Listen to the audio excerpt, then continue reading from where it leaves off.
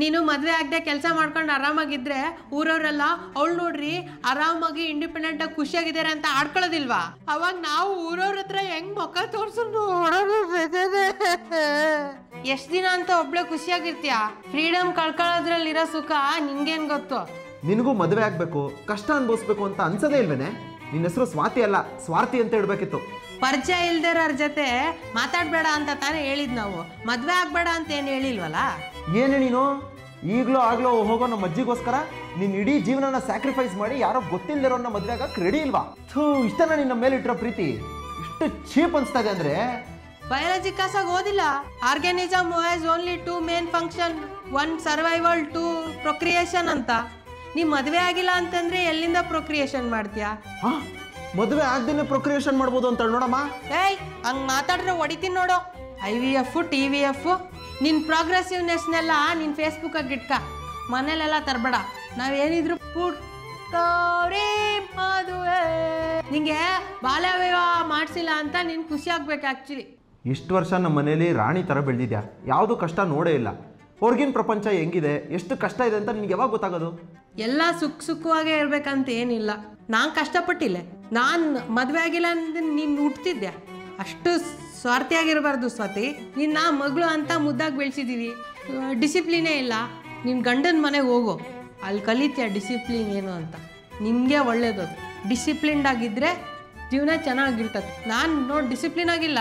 ನೀನು ಫಿಟ್ನೆಸ್ಗಂತ ಅಷ್ಟು ಸರಿ ಜಿಮ್ಗೆ ಹೋಗಿದ್ಯಾ, ಎಲ್ಲಿ ಬಂದೈತೆ ಬಾಡಿ? ಇಲ್ಲಿ ನೋಡಿ ನನ್ನ ಬೈಸೆಪ್ಸ್ ಫಿಟ್ ಬಾಡಿ, ನೀಗೆ ಹೊಡಿಬೋದು. ನಾನು ಈ ಬೈಸೆಪ್ಸ್ ಹೆಂಗೆ ಬಂದಿದೆ ಅನ್ಕೊಂಡೆ? ನನ್ನ ಗಂಡನ ಮನೇಲಿ ಗೈದು ಬಂದಿರೋದು. ನಮ್ಮ ಮನೇಲಿ ರಾಣಿ ಆಗಿರೋದ್ಕಿಂತ ಬೇರೆಯವ್ರ ಮನೇಲಿ ಸೇವಕಿ ಆಗಿರೋದೇ ಮೇಲು ಅಂತ ದೊಡ್ಡವ್ರು ಹೇಳಿಲ್ಲ. ಈಗ ನಮ್ಮ ಮನೆ ಕಂಫರ್ಟ್ ಝೋನು, ಗಂಡನ ಮನೆ ಅನ್ಕಂಫರ್ಟ್ zone. Growth always happens in ಅನ್ಕಂಫರ್ಟ್ zones. ಗಂಡ ಹೊಡಿಬೋದು, ಆದರೆ ಅದನ್ನು ಸಹಿಸ್ಕೋಬೇಕು. ಇವಾಗ ಶಿಲೆ ಆಗೋದು ಹೇಗೆ ಹೇಳು? ಹೊಡ್ತಾ ತಿಂದು ತಾನೆ. ಉಳಿಪೆಟ್ಟು ಬೀಳುವ ಕಳ್ಳೆ ಶಿಲೆಯಾಗಿ ನಿಲ್ಲುವುದು, ನಿನ್ನನೋ ನುಂಗಿದ ಜೀವವೇ ಎಲೆಯಾಗಿ ನಿಲ್ಲುವುದು.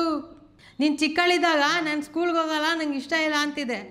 ನಾವು ಫೋರ್ಸ್ ಮಾಡಿ ನಿಮ್ಗೆ ಕಳಿಸಿದೆ. ಇವಾಗ ನೋಡು ನೀನು ಎಷ್ಟು ಇಂಡಿಪೆಂಡೆಂಟಾಗಿ ಚೆನ್ನಾಗಿದೆಯಾ. ಹಂಗೇನೆ ಇವಾಗ ನೀನು ಮದುವೆ ಇಷ್ಟ ಇಲ್ಲ ಅಂತಿದ್ಯಾ. ಇವಾಗ ನಾವು ಫೋರ್ಸ್ ಮಾಡಿದರೆ ಮುಂದೆ ಜೀವನ ಚೆನ್ನಾಗಿರ್ತತೆ.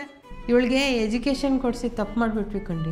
ಸ್ವಲ್ಪ ಜಾಸ್ತಿ ಪ್ರೋಗ್ರೆಸಿವ್ನೆಸ್ ತೋರಿಸ್ತಿದ್ದಾಳೆ, ಮನೆ ಒಳಗೆ ತೋರಿಸ್ತಾಳೆ. ಅದೆಲ್ಲ ಬುಕ್ಗೆ ಅಷ್ಟೇ ಚಂದಮ್ಮ, ಮನೆ ಒಳಗೆಲ್ಲ ತರಬಾರ್ದು. ನೋಡಮ್ಮ, ನೀನು ಇವಾಗ ಇಂಡಿಪೆಂಡೆಂಟ್ ಆಗಿದ್ಯಾ. ಮನೆ ಆಚೆ ಕಡೆ ಹೋಗಬೇಕು ಅಂದರೆ ನಾವು ಯಾರೂ ತಡೆಯೋಕ್ಕಾಗಲ್ಲ. ಅಕಸ್ಮಾತ್ ಮದುವೆ ಆದರೆ ಅತ್ತೆ ಕೇಳ್ತಾರೆ, ಗಂಡ ಕೇಳ್ತಾರೆ, ಮಾವ ಕೇಳ್ತಾರೆ. ಮನೆಗೆ ಹೋಗೋಕ್ಕೆ ಮುಂಚೆ ಎಲ್ಲರೂ ಪ್ರಶ್ನೆ ಮಾಡ್ತಾರೆ. ಇದೇ ಅಲ್ಲೇ 3 ಸ್ಟೆಪ್ ವೆರಿಫಿಕೇಷನ್ ಪ್ರೊಟೆಕ್ಷನು. ಇಷ್ಟ ಇಲ್ಲ ಏನು ಎಲ್ಲ ನೀನು ಇಷ್ಟದಂಗೆ ಆಗಬೇಕಾ? ಜೀವನ ಹಂಗೆ ನಡೆಯಲ್ಲಮ್ಮ. ಎಲ್ಲ ನಮ್ಗೆ ಇಷ್ಟದಂಗೆ ಆಗಲ್ಲ. ನಮ್ಗೆ ಇಷ್ಟ ಇಲ್ದಿರೋದ್ರು ಮಾಡಬೇಕು. ಈಗ ನಾನು ಇಷ್ಟ ಇಲ್ದಿರೋರು ಮದುವೆ ಆಗಿಲ್ಲ. ನನ್ನ ಮಗ ಏನು ಇಷ್ಟನಾ? ಬಟ್ ನೋಡು ನನ್ನ ಜೀವನ ಹೆಂಗೈತೆ. ಬೈಸೆಪ್ಸ್ ನೋಡು ನಂದು. ನಿನ್ನನ್ನು ಇಷ್ಟು ವರ್ಷ ಇಂಡಿಪೆಂಡೆಂಟಾಗಿ ಬೆಳೆಸಿದ್ದೀವಿ. ನೀ ಡಿಪೆಂಡೆಂಟ್ ಆಗೋದು ಯಾವಾಗ? ಯಾರ್ದೋ ಗೊತ್ತಿಲ್ಲದಿರೋ ಹುಡುಗ ಮತ್ತು ಅವ್ರ ಮನೆಯವರು ನಮಗಿಂತ ಚೆನ್ನಾಗಿ ನೋಡ್ಕೊಳ್ತಾರೆ ಅಂತ ನಿನಗೆ ಯಾಕೆ ನಂಬಿಕೆ ಇಲ್ಲ? ನಾವು ಯಾವತ್ತೂ 1 ಕೋಟಿ ನೋಡಿಲ್ಲಮ್ಮ. ನಿನ್ನ ಮದುವೆಗಾದರೂ ಸಾಲ ಮಾಡಿ ಆ ದುಡ್ಡನ್ನ ನೋಡಬೇಕು ಅಂತ ಒಂದು ಆಸೆ ಇದೆ. ಆಗ ನೋಡ, ಮದುವೆ ಆದರೆ ಖುಷಿಯಾಗಿರಲ್ಲ ಅಂತಿದ್ದಾಳೆ. ನೋಡಮ್ಮ, ಎಂಥದೇ ಕಷ್ಟ ಇದ್ರೂ ಮನುಷ್ಯರು ಆಟೋಮ್ಯಾಟಿಕ್ಲಿ ಅದಕ್ಕೆ ಅಡಾಪ್ಟ್ ಆಗಿಬಿಡ್ತಾರೆ. ಮೊನ್ನೆ World War III ಡಾಕ್ಯುಮೆಂಟ್ರಿ ನೋಡ್ತಿರ್ಲಿಲ್ಲ? ಅದರೊಳಗೆ ಆಲಕಾಸ್ಟ್ ಆಶ್ವಿತ್ಸಿಗೆ ಎಷ್ಟು ಕಷ್ಟ ಇದ್ರು ಎಲ್ಲ ಜನ ಬದುಕಿಲಿಲ್ಲ. ನಿಮ್ಮ ಅತ್ತೆ ಮನೆ ಆಶ್ವಿತ್ಸ್ಗಿಂತ ಕಷ್ಟ ಇರ್ತತಾ?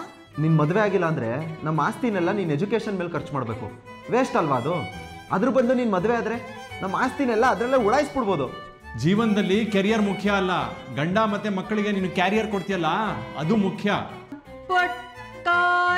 ಮದುವೆ ಮಾಂಗಲ್ಯ ಸಾಂಗ್ ಕೇಳಿಲ್ಲ?